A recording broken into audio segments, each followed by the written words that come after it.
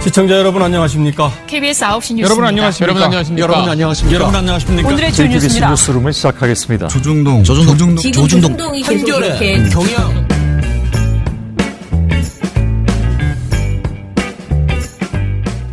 민원연의 미디어 탈곡기 728을 시작하겠습니다. 저는 언론 권력을 감시하는 민주언론시민연합의 정책팀장 이봉우입니다. 네, 활동가 엄지입니다. 네, 방송 모니터 담당 활동가 조선입니다. 이정일입니다. 오늘도 네. 김원경 처장님은 안 계십니다. 네. 네, 저희가 사실 28일 목요일에 이 금요일 방송을 미리 녹음하고 있습니다. 네. 그래서 오늘 댓글도 없고 스크랩도 없는 네. 제 편집량이 아주 줄어드는 스크랩도 없고 네. 댓글도 없고 김원경 처장님도 없다. 네. 산무 산무 방송. 산무 미탈. 김원경 네. 처장님이 왜 안 계신지는 목요일 네. 방송 들으시면 압니다. 네. 네, 무성의한 방송이죠. 네. 3.1운동 및 대한민국 임시정부 수립 100주년 기념 민주인권평화박람회 민주콘서트가 열립니다. 민주화운동 기념사업회가 선정한 대한민국 민주주의 100장면이 있습니다. 그 안에는 100가지 사안 중에서 언론 민주화를 향한 참 언론인들의 투쟁도 들어있습니다. 바로 자유언론 실천선언, 그리고 보도지침 폭로, 그리고 한겨레 신문 창간입니다. 74년, 86년, 88년에 일어났던 언론 민주화를 위한 아주 주요한 사건들에 대해서 이야기하기 위해서요. 제목을 민주화와 언론개혁의 한기를 함께한 사람들이라는 것으로 붙였어요. 이런 토크쇼를 합니다. 누가 오시냐면요. 임재경, 신홍범, 이부영, 김주현 선생님이 오십니다. 설명을 조금 드려보려고 하는데요. 임재경 선생님께서는 조선일보와 한국일보 출신 언론인이고요. 한겨레 신문의 전 부사장이십니다. 사실은 한겨레 신문의 3파 역할을 하셨던 분이죠. 그리고 신홍범 선생님께서는 조선자유언론 소투쟁위원회 전 위원장이셨고요. 저희 민원연의 그 미디어 탈곡기를 들으시면 굉장히 자주 이분의 이야기를 저희가 했다는 걸 아실 수 있을 겁니다. 최근에 조선투위의 기자회견 등을 이끄셨던 분입니다. 그리고 이부영 선생님께서는 자유언론실천재단의 이사장이시고요. 동아자유언론 소투쟁위원회 위원이십니다. 이부영 선생님이 사실 지금 제가 설명드리는 분들 중에서는 가장 셀럽이라고 할 수 있죠. 전 민주당 국회의원이시기도 했고요. 자, 그리고 김주원 선생님. 보도지침의 폭로를 이끈 당사자입니다. 전 한국기자협회장이셨죠. 이렇게 네 분을 모시고요. 세 개의 사건에 대해서 이야기를 하고자 합니다. 진행은 제가 하고요. 날짜는 11월 30일 토요일 오후 3시에서 5시까지 열리고요. 남영동의 민주인권기념관 본관 2층에서 열립니다. 이번 행사는 민주화운동 기념사업회와 민주언론시민연합이 공동으로 주최하기로 했습니다. 오시면요. 토요일 이날이 민주인권평화박람회의 마지막 폐막일이라고 합니다. 그래서 마지막 행사가 되는데요. 박람회의 모든 전시 이런 것들도 같이 보시면 좋을 것 같아요. 그래서 점심 드시고요. 1시쯤 나오셔서 전시장도 보시고요. 이곳이 아시다시피 박종철 열사가 돌아가신 그 남영동 대공분실이거든요. 보존되어 있는 김금태 선생님이 고문받았던 장소나 뭐 이런 것들을 다 보실 수 있어요. 그래서 관람을 하신 뒤에 3시에 저희 토크쇼를 보시고 그리고 시간이 되시면 저희랑 같이 식사도 하고 이렇게 의미 있는 토요일을 같이 보내시는 것이 어떨까 싶습니다. 많이 와주시기 바랍니다. 자, 저희가 어제에 이어서 10월 이달의 좋은 보도상 수상작들을 소개해드리고 있습니다. 네. 어제 저희가 좋은 시사 프로그램과 특별상을 소개해드렸고 네. 오늘은 방송 부문과 온라인 부문을 대한미디어 부문을 소개해드리도록 하겠습니다. 방송 부문부터 갈게요. 방송 부문이 풍작입니다. 두 개가 나왔어요. 좋은 네. 보도가. 풍년이군요. 네. 좋은 보도 어떤 게 먼저인지 모르겠는데 어떤 것부터 소개해 주실 건가요? 네, 일단은 많은 분들이 알고 계신 MBC 먼저 해보려고 하는데요. 네. 네, MBC 이달의 좋은 보도상 방송 부문의 이제 공동 수상인 거죠. 네. 하나는 KBS고 다른 하나는 MBC인데요. MBC에서 지난 10월 15일부터 나흘간 톱보도로 나온 게 있었는데 그게 고교생 논문 저자 어떻게 만들어지나 라는 이름의 기획보도 총 11편의 리포트가 있었습니다. 네, 이걸 이제 나흘간 톱보도로 계속 내서 이제 MBC 보도국 차원에서도 밀어준 보도이고 그리고 이 내용을 보면은 최근에 사회 고위층들 자녀들의 논문 공저자 의혹 이것이 이제 발단이 돼서 이런 논의가 굉장히 많고 지금까지도 계속 입시 제도를 바꿔야 된다. 그런 논의까지 계속 이어지고 있잖아요. 그렇죠. 특히 네. 고등학생들이 네. 자꾸 공저로 올라가가지고. 네네. 바로 그 지점을 MBC가 되게 깊고 넓게 살펴본 건데요. 네. 네. 일단은 MBC 뉴스데스크 탐사기획팀이고요. 탐사기획팀의 백승우, 남상호, 최유찬, 장슬기 기자, 뉴스 콘텐츠 취재 2부의 지영록 촬영 기자입니다. 일단은 이 보도를 통해서 고등학생 논문 공저자가 만들어지는 유형을 종합적으로 분석하고 그리고 이제 이 학계가 우리나라의 학계가 이 대학 입시에 얼마나 물들었는가 학계는 학계로 존재해야 되는데 그 입시 제도에 얼마나 침투당했는지 그래서 이용되고 있다는 거죠. 그렇죠. 예. 그래서 연구 부정이 얼마나 학계가 무감각한지까지 보여주는 내용이었습니다. 네. MBC가 탐사기획팀이 이제 주도적으로 일종의 기획보도 형식으로 한 거죠. 네. 네. 그리고 마침 조국 전 장관 사태 이후에 사회 고위층의 입시 비리, 입시 비위 의혹들 이게 전반적으로 조국 전 장관뿐만이 아니고 사회 전반적으로 만연해 있다는 문제의식이 있었고 사실 이거를 치고 들어가는 언론사가 잘 없었죠. 그렇죠. 예, 그래서 마침 많은 시민들이 궁금하던 차에 MBC가 탐사보도를 한 모양입니다. 자, MBC가 이걸 어떻게 어떤 방식으로 보도를 했을까요? 네네. 일단 MBC가 설명을 하기로는 조국 전 장관 문제가 불거지기 전부터 그러니까 지금으로부터 한 4개월 전, 이 보도를 하기 전인 한 3개월 전부터 이걸 팠다고 해요. 왜 그러냐고 그렇군요. 하면 교육부에서 계속해서 이 미성년 논문 공저자에 대해서 특별 감사 같은 걸 계속 시행을 했어요. 그래서 올해 5월에 발표했던 게 한 4번째 조사 결과였는데 이게 4번째임에도 불구하고 계속 그러니까 끊임없이 또 다른 사례가 나오고 또 나오고 또 나오고 이랬었거든요. 그러니까 맨 처음에 2017년에 서울대의 한 교수가 자신의 자녀를 고등학생일 때부터 논문의 공저자로 올린 일이 발각이 되면서 사회에 이 스펙용으로 고교생들을 논문 공저자로 끼워 넣더라. 이게 수면 위로 떠올랐어요. 그래서 교육부에서 2017년부터 계속 조사를 했는데 자기들은 계속 전수조사를 했다고 말을 했거든요. 근데 전수조사를 했으면 한 번으로 그치거나 뭐 추가 조사 정도는 할 수 있는데 계속 나오는 거예요. 계속. 그래서 올해 5월에도 한번 발표가 됐는데 이 MBC 탐사기획팀에서 도대체 끝이 어딘가 이게 궁금했던 것 같아요. 파파괴. 파도 괴담. 약간 그런 식이죠. 그랬는데 또 파파괴라고 해서 네, 이번에는 MBC 탐사기획팀에서 국내 최대 학술 정보 포털 DBPR라고 있어요. 논문 막 올라오는 발표문 올라오는 거기에 실린 논문과 발표문이 한 250여만 건 정도 되는데 올해 나온 논문만을 대상으로 해서 10만여 건 정도 되거든요.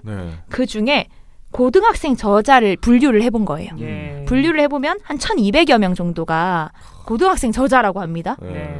그리고 그들이 쓴 논문과 발표문 412건을 추린 거죠. 네, 지금 10만여 건 중에서 412건으로 이제 확 줄인 거예요. 볼 수 있는 거를. 그리고 이 데이터를 기반으로 탐사기획팀에서는 한 명 한 명의 어떤 사례를 들어보고 싶어서 뭐 어떤 이유가 있는지 그걸 듣고 싶어서 다 개별 취재를 했다고 하더라고요. 그래서 시간이 오래 걸렸구나. 네, 그래서 시간이 오래 걸렸다고 하더라고요. 400명이 넘는 사람들을 네, 뭐 이게 400여 건이긴 한데 뭐 같은 사람일 수도 있고 교수가 뭐 이럴 수 있는데 아무튼 그렇게 해서 개별적으로 한 명 한 명 다 만나봤다고 하더라고요. 그래서 오래 걸렸고 그렇게 하다 보면은 여러 가지 유형이 나오잖아요. 예를 들면은 MBC 보도에서는 이렇게 설명을 합니다. 부모가 교수인 경우. 그렇지. 부모가 교수인 경우가 대부분을 차지했고. 그래요? 네. 그 외에 부모의 연주를 이용해서 교수님을 찾아가서 학연, 지연, 혈연 이런 걸 다 이용해서 이제 부모가 교수거나 아니면 부모가 아는 사람이 교수거나. 네네. 아. 그렇거나 아니면 뭐 공공기관 직원이 이제 뭐 논문을 쓰는 과정에서 도와주거나 뭐 이런 여러 가지 사례가 있었는데 그걸- 어쨌든 부모님 빨이다 이거죠. 그렇죠. 정작 자기가 한 건 아는 교수빨이다. 그렇죠. 아는 사람 빨. 어. 그렇게 해서 이제 총체적으로 보여주는 거예요. 도대체 그 리포트를 보면 대부분 개별 사례라 가지고 터무니없는 교수들의 발언 이런 게 되게 많이 등장해요. 네. 그래서 뭐 몇 개를 보면은 이렇게 교수들을 찾아가서 왜 그렇게 했냐라고 물어봤을 때 교수들이 뭐 학생이 뭘 했는지 나도 그때 기억이 잘 안 나는데 선배의 부탁을 받고 이름을 넣어줬다. 그리고 상황이나 분위기가 이름 하나 넣는다고 해도 아무도 신경 안 쓴다. 대가를 받은 건 또 아니다. 뭐 이런 식의 답변 또는 내 자녀가 너무 똑똑하다. 예. 그럴 수 있죠. 네네네. 그렇거나 내 논문 별거 아니라서 그냥 끼워 넣어준 거다. 그럼 저도 좀 어떻게 좀 또 안 돼. 또 안 돼. 왜냐하면은 왜요? 부모 노릇한 거다. 어느 부모가 네네. 제이 씨 부모가 아니에요. 네. 뭐 그런 식의 이제 발언을 다 보여주거든요. MBC가 망했어요. 가감없이. 얼마큼 이게 만연하다는 겁니까? 지금 거의 일상화돼 있고 이게 잘못됐다는 걸 느끼지 못하는 수준이라는 거죠. 심지어 네. 교수라는 사람들이. 아니 근데 이 정도 되면은 고등학교 저자가 있는 논문이 문제가 있는 건데. 확실하게 문제가 있는 거죠. 그래서 그런데 불구하고 교육부 감사가 진행이 됐어요. 계속 그 5월 달에도 시행을 했는데도 불구하고 이거는 좀 더 특별 감사해야 돼라고 해서 계속 진행을 하고 있었는데 교육부가 자기들이 전수조사를 했다고 하면서 예를 들어 한 300건 정도 뽑았을 거 아니에요? 네. 그 안에 MBC가 뽑은 그 논문이 포함이 안 된 거예요.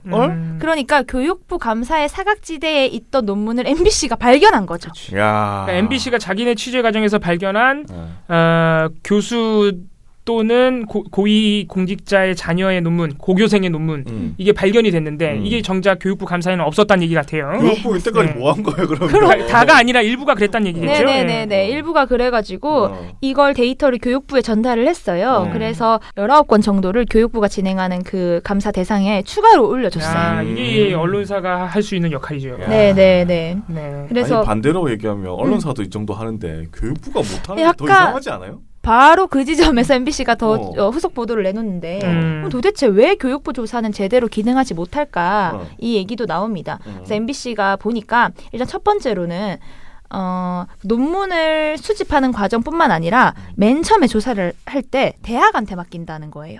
근데 대학은 자기 대학의 교수가 소속되어 있고 또 그 교수가 아까처럼 우리 딸 똑똑하다니까 그리고 내 논문 별거 아니야 라고 하면 그걸 믿어주고 그러니까 덮어주는 왜냐하면은 자기 대학에서 그런 비위가 나왔다는 게 또 밝혀지면 또 언론에 비관하니까. 오르내리고 하니까 그걸 다 봐주는 거예요. 뭐 이런 문제도 있고 단순히 이게 공저자로 쓰였다 뿐만 아니라 입시 비리가 있었느냐 없었느냐 사용됐느냐까지도 밝혀내야 그렇지. 어느 정도 내 징계가 가능하거나 그런데 그걸 밝혀내기가 되게 어려운 구조라는 거죠. 입시 자료를 폐기하는 그 기한이라든지 그런 게 너무 짧고 그래요? 아니 뭐 아닌 분도 있던데. 자소서까지 터는 분도 있던데. 그런 경우가 있죠. 그런 경우가 종종 있는데 일단 현행법상으로는 네. 4년이라 가지고 그래요? 이전에 발각됐던 것들 이런 것들은 그 징계하기가 쉽지 않다. 그렇군요. 이렇게 만연해 있는데 조국 전 장관처럼 검찰이 마음 먹고 다 털어버리지 않는 이상 이 자녀가 고교생이 논문 저자로 들어간 거를 그 논문을 입시 자료로 이용했는지 안 했는지는 진짜 아무도 모르는 거죠. 그러니까. 진짜 탈탈 털지 않는 이상. 자소서 털지 않는 이상은. 네. 뭐, 근데 어쨌든 그럴 가능성은 항상 있는 것이고 도대체 그러면 고교생을 논문 공저자로 넣는 목적이 뭐겠느냐? 그렇죠. 뻔한 거잖아요, 네, 사실. 네. 특히 엄마가 교수라면은 자, 그런 가능성도 항상 있고 사실 학문적으로만 보면 공저자로 연구에 주도적으로 참여하지도 않았는데 저자로 올려주는 것 자체가 사실은 그건 사실 말이 안 잘못됐다는 되는 거죠. 것이죠. 예. 그런데 이제 MBC가 취재를 하면서 교수들을 다 만나봤을 거 아니에요. 그런데 이제 그분들의 생각은 그렇지 못했다라는 거죠. 그렇죠. 그러니까 이게 MBC가 보도에서 얘기를 하는데 교육부가 감사 대상으로 삼은 게 국내외에서 권위를 인정받은 KCI나 SCI급 연구물들이에요. 근데 이제 이번에 MBC가 본 거에는 더 넓혀서 DBPI에 올라온 여러 가지들을 다 봤다 보니까 거기서 걸린 것들이 있는 거거든요. 그러니까 이게 이 정도 연구물까지만 봤는데도 그 정도라면 도대체 그냥 조그만 학회에서 발표하는 발표문 같은 것들은 얼마나 많겠느냐라고 하면서 이제 얘기를 하는데 그러면은 사실 자정작용에 약간 기대해야 하는 부분이 분명히 있는 건데 끝났다는 거죠. 그건. 만나본 교수들은 전혀 그렇지 못했어요. 자정의 그러니까 의지도 없다는 거지. 연구 윤리적으로나 그러니까 학계가 논문을 생각하는 그 방식이 그게 왜 잘못됐어라는 걸 이제 MBC가 보도를 통해서 보여주거든요. 뭐 하던 대로 한 건데 이런 느낌인가요? 그렇죠. 그래서 이번 취재를 위해서 한 100여 명의 교수를 만났는데 놀랍게도 이렇게 말을 합니다. 내 논문 수준이 높지 않아서 자녀가 함께 썼어도 무관한 거다. 그 좀 창피한 거 아닌가? 네네. 수준이 높지가 않다니. 내 논문이 별로다. 그거 어디 교수야 거기? 근데 원래 부모라는 것이 자식을 위해서는 자기 살도 까먹을 수 있는 거죠. 그러면서 또 논문에 누군가의 그러니까 자기 자녀가 아니더라도 누군가의 이름을 올리고 빼는 건 교수 재량이다. 라거나 허접한 일 같은 허드렛 일을 시키고 이름 정도는 넣어줄 수도 있지 않냐. 아주 잘못됐어요 지금. 등등의 답변으로 일관을 하는데 이게 기가 찬다, 기가 차. 연구 윤리에 맞는 지금 그 인식인가라는 걸 우리 시청자들이 되돌아볼 수 있게 하는 거죠. 정말 너무 보면 되게 충격적이에요. 아니 그리고 교수 혼자 한 거 아니잖아요. 밑에 학생들 있을 거 아니에요. 대학원생들도 대학원생들은 열심히 갈아먹고. 그 사람들 다 갈아먹고 갑자기 자기 아들 딸 올려 이름을? 네. 근데 이게 무슨 소리야 도대체? 실제로 여기 이제 상을 받으러 올 장슬기 기자가 있는데 장슬기 기자의 어떤 아이디어가 분명히 있었던 것 같아요. 이제 이분이 서울대에서 박사과정을 하면서 논문을 쓰는 과정에 이런 비슷한 사례를 겪은 거예요. 자기가. 기자가? 네. 그래서 이제 보도에 등장을 하거든요. 약간 고해성사하듯이. 네. 나도 이런 걸 느낀 적 있다. 뭐 어떤 고등학생이 찾아와가지고 그냥 뭐 이것저것 뭐 작은 일만 하고 갔는데 공저자의 이름이 붙어 있더라. 그런데 나는 그 학생을 연구실에서 한 번 정도 봤나? 그랬는데 공저자로 올라와 있어서 굉장히 놀랐다. 이런 말을 장슬기 기자가 나와서 하거든요. 이제 그런 걸 봤을 때 되게 만연하게 알고 있는 그런 것인데 이제 거기서 착안을 해서 이제 내보냈다는 게 되게 큰 의미가 있었던 거죠. 기자가 다 알고 그리고 자기 논문이 지금 그런 공저자 의혹이 있다는 걸 밝힌 거잖아요. 기자 스스로 그런 부분에서도 의미가 약간 있는 보도였습니다. 네, MBC가 이게 최근에 우리가 KBS나 YTN이나 보도본부장 선임 과정에서 나왔던 공약 중에 의제 중심의 보도 이런 거 있죠? 그렇죠. 이게 이제 대표적인 사례죠. 우리가 단발적인 사건 사고에 매몰되지 않고 그 사건 이면에 깔려 있는 사회적인 문제가 뭐냐? 그 의제를 잡고 기간이 걸리더라도 그렇죠. 길게 걸리더라도 의제로 가겠다. 이렇게 해서 나오는 이런 보도거든요. 네. 이 보도가 이제 조국 전 장관 사태 전에 나왔으면 얼마나 좋았을까? 이런 생각도 해보지만 아무튼간에 우리 사회 전반에 이거 사실 굉장히 심각한 문제인데 이게 교육제도 입시제도를 고친다고 끝나는 문제가 아니잖아요. 그렇죠. 학계 윤리 수준 자체가 지금 땅바닥이라는 소리인데 아무튼 MBC가 이후에도 이 사태 해결을 위한 다른 이슈라든가 대책에 있어서도 조금 고민을 해서 보도를 해주셨으면 좋겠어요. 왜냐하면 이게 예전에 기억나시는지 모르겠는데 가짜 학회 사태 기억나세요? 뉴스타파가 열심히 보도했던 그때 MBC가 또 같이 했었어요. 기억나시죠? 그런 것과 또 연결이 되잖아요. 교수들의 연구 윤리. 그래서 MBC가 앞으로도 이 교육 문제에 있어서 더 노력을 해주셨으면 좋겠습니다. 네. 잘 봤고요. 하나 더 있습니다. 하나 더. 네, 이게 저희가 방송이 사실 9월달에 못 받았어요. 아예 상을. 왜냐하면 조국이 휩쓸어가지고 아예 방송에선 줄 수가 없어서 10월에는 고심과 고심을 거듭해서 꼭 주고 싶었거든요. 그래서 이제 KBS의 탐사 보도인 죽음 부른 통증 주사 기획 보도가 10월에 이달의 좋은 보도상 방송 부분에 뽑혔습니다.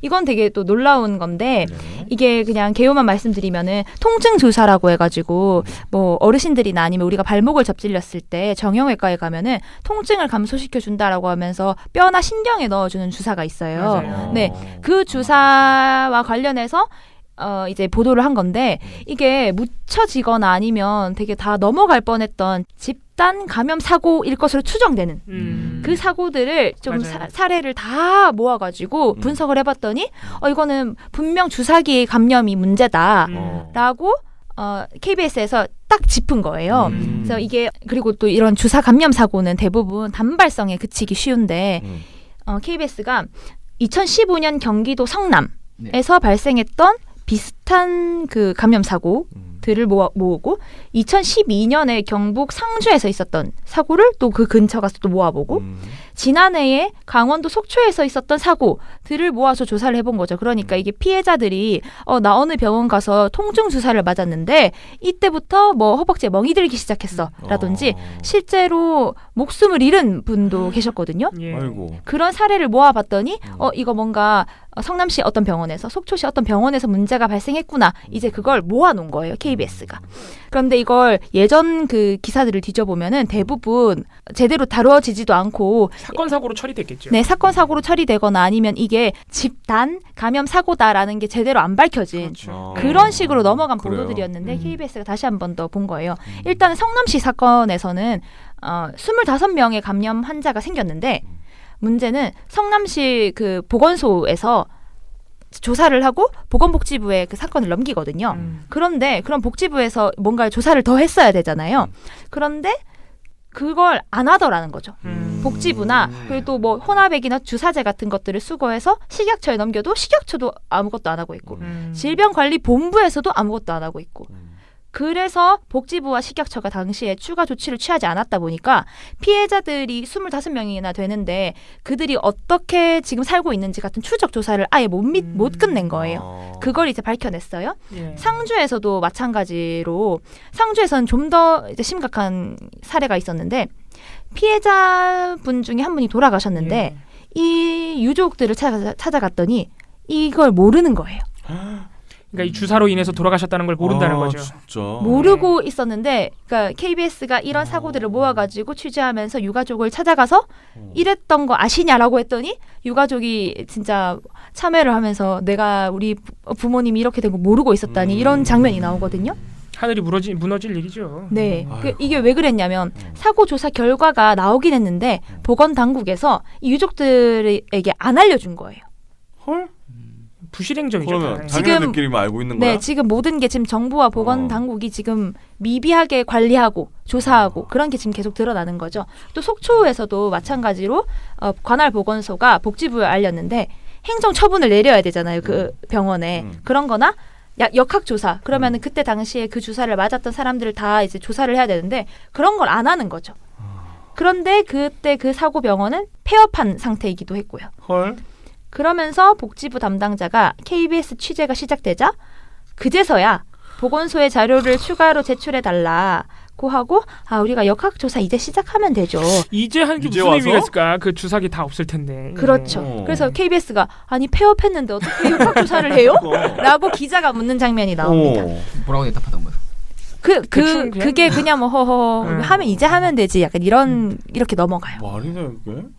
그래서 이제 성남시 사건을 맨 처음에 보도를 했거든요. 그 이후로 의료중재원 감정서를 분석을 해서 비슷한 집단 주사 감염 사고의 현황을 막 보여줘요. 그래서 이 병원 내에서 분명히 감염돼서 병을 얻었을 것이다라고 하는 환자가 한 450여 명 가운데 되는데 그 가운데 주사로 감염됐을 경우는 한 100명 정도가 됐고 네. 이 가운데 6분은 심각한 감염으로 사망을 한 것으로. 그러니까 6명이나 된다는 거죠. 무서워서 사망자가. 병원에서 주사 맞겠습니까? 그러니까. 네네. 그런데 이제 이렇게 지금 2015년, 12년 그리고 2018년 이렇게 계속 끊임없이 비슷한 사고가 반복되고 그런데 보건당국은 제대로 된 뭐 조치를 취하지 않았고 이런 걸 KBS에서는 보건당국의 관리 체계가 정말 문제다라고 하면서 짚어줍니다. 공통점은 질병관리본부가 딱 컨트롤 타워가 돼서 이제 지시를 내려야 되는데 알고도 관여하지 않아요. 일이 커지니까. 일이 커지기도 하고 대형 사고가 아니면 또 안 나서는 그 특성. 질병관리. 아니 이 정도면 대형 사고 아닌가? 그쵸, 아니 여섯 몇 명이나 명이 죽었는데. 지금 이렇게 됐는데. 초대형 사고라고 봐야죠. 이런 그 거는. 지금 이게 주사 감염 의심 사례로 한 100여 명 정도가 있었다고 했잖아요. 근데 질병관리본부가 직접 감염 경로를 다 확인하고 밝힌 사례는 6건밖에 안 됐어요. 이것도 지금 드러난 것만 이렇다는 거예요. 네, 드러난 것만. 드러난 것만. 보건당국 이게 저 국가기관 같은 경우에는 메르스 정도는 돼야 이제 대형 사태라고 보시니까. 아니 그럼 얼마나 사람이 죽어야지. 그때서야 그런 하겠다고. 경향이 있다는 거죠. 이 정도 가지고 이런 주사 관련된 사건 이런 거는 굉장히 좀 경시하는 경향이 있는 것 같아요. 그쵸. 늦었지만 지금이라도 그러면 안 되는 거죠. 네. 그러니까 이제 또 다른 문제로는 환자가 자신이 주사에 감염된 사실을 사실 알기가 어렵다는 것도 정말 문제고. 그럼요. 어렵지. 내가 모르니까. 어떻게 알아? 그런데 사실을 알았다고 하더라도 신고 체계가 없어요. 신고 체계가 없어서 이걸 의사한테 얘기하면 그러니까 어디다가 얘기해? 의사는 아니라고 말할 것이고 어디다가 그치. 신고해? 보건소에 말을 하면은 아까처럼 보건소가 올리는데도 보건복지부에서 아니라고 말해줘. 이렇게 하니까 계속 문제가 생기고 역학조사 이런 것들은 의사가 신청을 했을 때만 가능한 것도 있더라고요. 그래서 이 모든 게 지금 이 주사 감염 사고를 당한 환자에게 전혀 일절 도움이 안 되는 그런 식으로 지금 시스템이 마련돼 있다. 시스템이 있다. 그렇게 돌아가고 있다. 이걸 탁 짚어서 이게 사고의 책임이 자칫하면은 개별 병원에 갈 수도 있는 건데 이걸 뭔가 단일성의 그 사건으로 보면 이걸 총체적으로 모아서 보도를 해주니까 보건당국의 그 체계가 문제가 있구나. 이걸 딱 알 수 있는 보도였다는 거죠. 아 좋네요.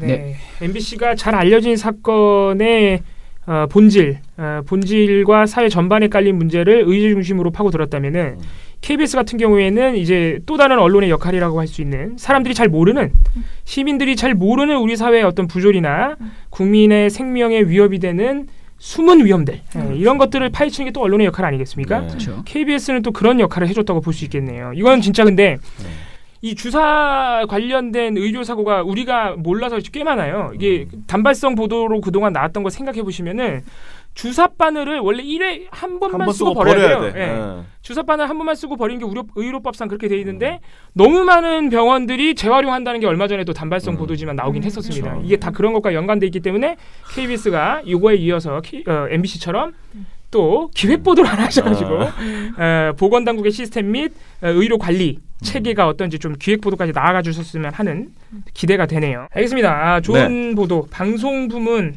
KBS, MBC 공영방송이 또 오랜만에 할 일을 했군요.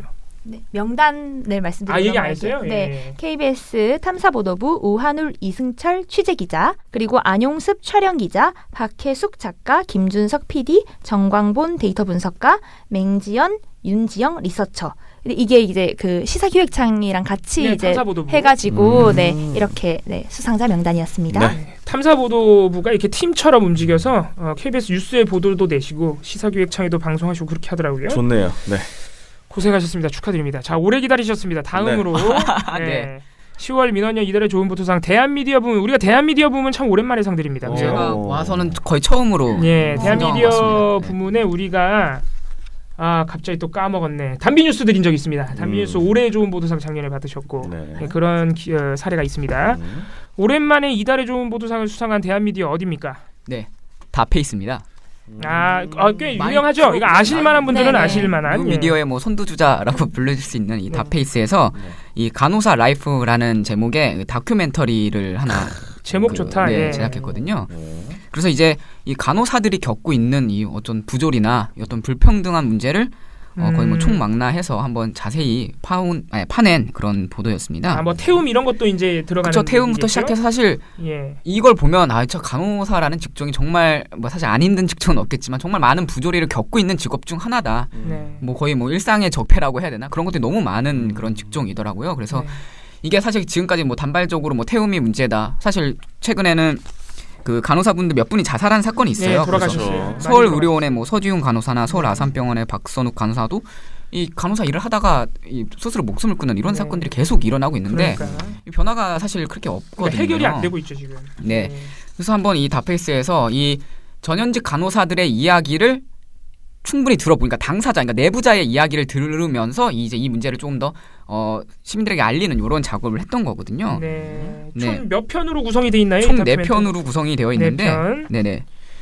닷페이스 홈페이지 들어가면 다 볼 수 있죠. 그렇죠. 예, 저희 유튜브에서도 유튜브에서도 볼 뭐 수 간호사 있고. 라이프라고 검색하면 나오는데, 네. 자, 첫 번째 편에서는 어떤 내용을 방송했나요? 네, 첫 번째 편이 이제 간호대 학생들, 그러니까 이제 간호사가 되기 위해서는 간호대를 나와야 되고, 그리고 1000시간 정도의 그 어떤 병원 실습을 받아야 되는데, 그게 그죠. 근데 이제 사실 이 간호사 업계에 가지고 있는 가장 큰 문제가 인력 부족으로 시작이 되거든요. 그렇죠. 그렇군요. 네. 그러니까 병원이 이 간호사들을 어떤 자기 뭐 환자를 같이 치료하는 구성원으로 보지 않고 그냥 하나에 쓰다 버리는 부품처럼 여기는 거예요. 그러다 보니까 처우에 별로 신경 안 쓰고, 그래서 간호사들 막 굉장히 빨리 맞아요. 그만두기도 하고 힘드시죠. 그래서 회전율이 굉장히 높고 이러다 보니까 그냥 병원 자체의 간호사 인력이 부족한 거예요. 음. 그러니까 인력이 부족한 이 상황에서 이 간호대 학생들이 이제 막 실습하러 오는 거예요. 많은데 난 바빠 죽겠는데 얘는 언제 가르쳐 주냐 약간 이렇게 되는 거예요. 그래서 그렇죠. 이 간호대 학생들이 이제 이 인터뷰를 통해서 하는 말은 내가 진짜 현재 실습 교육을 가서 제대로 배우는 게 없다 사실. 뭐 체계적인 교육 시스템도 없고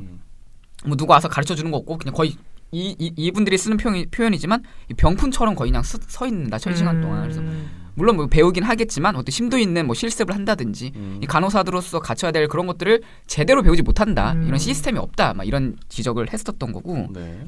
근데 두 번째는 이제 신규 간호사들의 이야기를 들은 거죠. 그래서 네. 이제 어렵게 이제 실습을 거쳐서 이 신규 간호사가 되면 똑같은 문제에 봉착합니다. 이 선배 간호사들이 좀 뭔가 이렇게 실습을 가르쳐주고 그래야지 사실 일을 하는 거잖아요. 전반적으로 교육 체계가 아예 없다는 얘기군요. 그렇죠. 지금. 교육 예. 시스템 자체가 없고 그 이유는 인력이 없어서 인력이 그리고 없으니까. 시스템이 없기 때문에.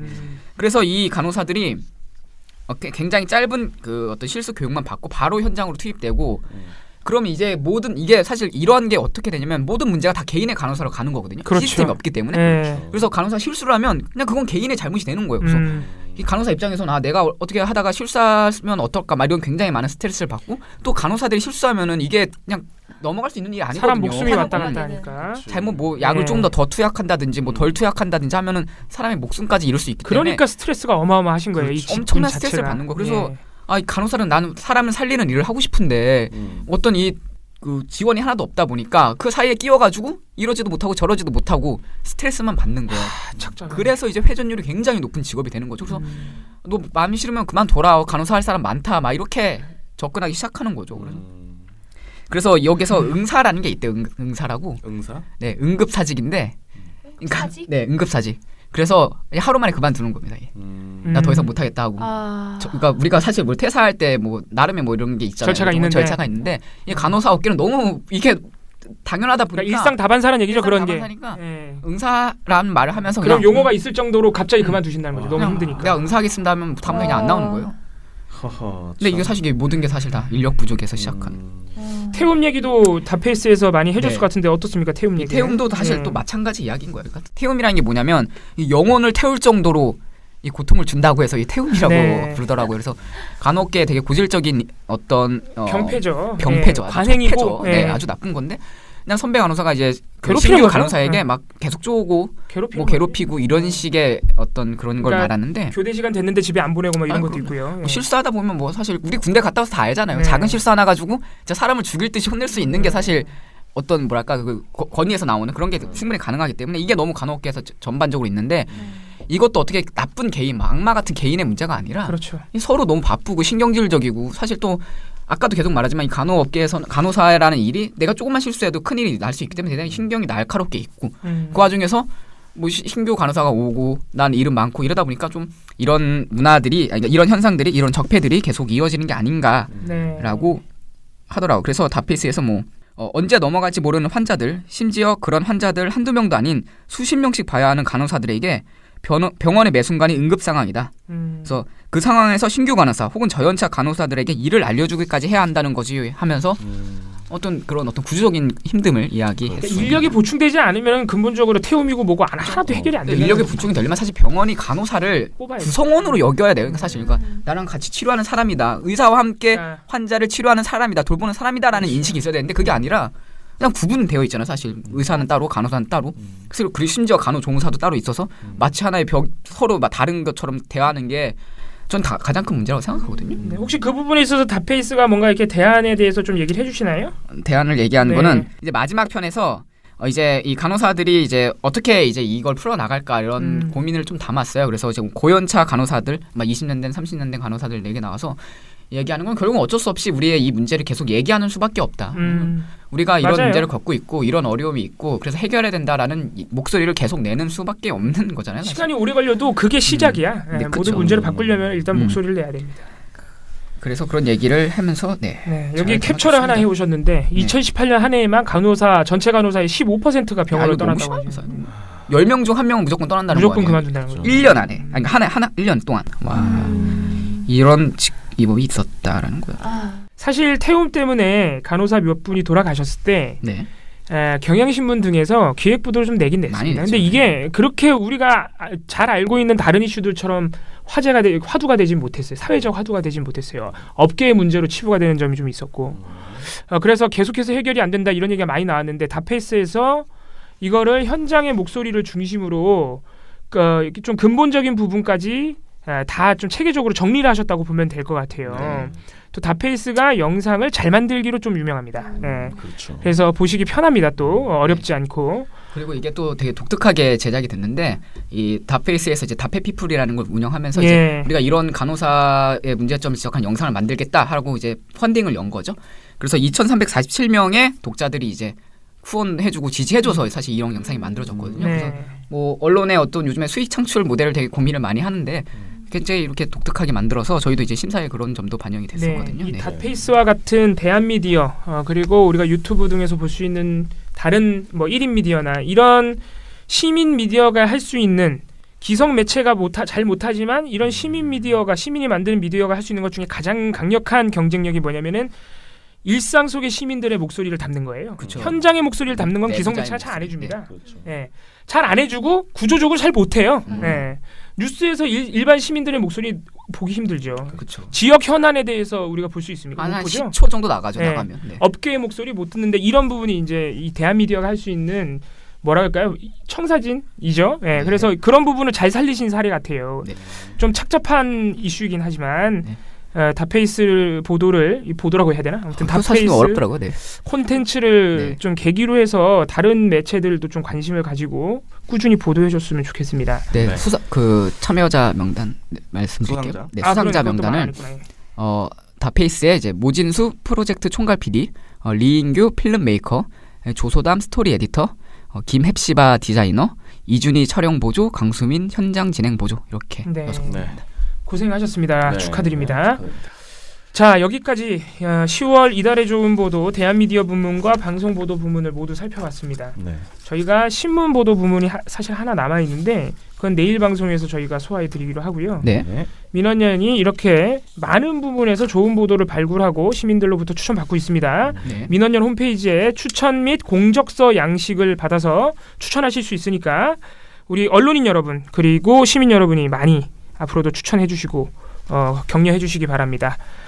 이 좋은 보도들 한 번 더 언론사 홈페이지 가서 보시는 거 네. 조회수 올려주시는 거 잊지 마시고 네. 오늘 방송 여기까지 하도록 하겠습니다. 민원연의 미디어 탈곡기는 내일도 열심히 털어드리겠습니다. 탈탈탈. 안녕. 네, 오늘 뉴스데스크 마치겠습니다. 청년에게 시청해주신 꿈과 희망을 여러분 채널 A가 고맙습니다. 함께합니다. KBS 시청해주셔서 9 뉴스 오늘 감사합니다. 순서 모두 마치겠습니다. SBS는 앞으로도 내일 끝까지 뵙겠습니다. 파헤치겠습니다. 고맙습니다. 오늘 8시 뉴스라인 뉴스 모두 여기서 마치겠습니다. 마치겠습니다. 시청해주셔서 고맙습니다. 뉴스팔 여기서 마치겠습니다. 저희들은 내일도 함께해 주십시오. 최선을 다하겠습니다. 여러분 고맙습니다. 탈탈탈 안녕.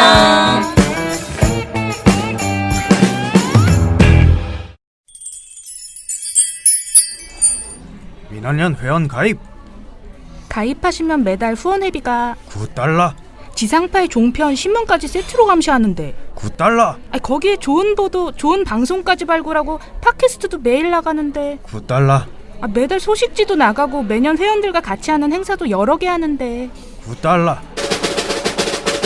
그럼 10,000원으로 하시죠. 오케이 땡큐 민원연 회원 언론 감시를 매달 10,000원으로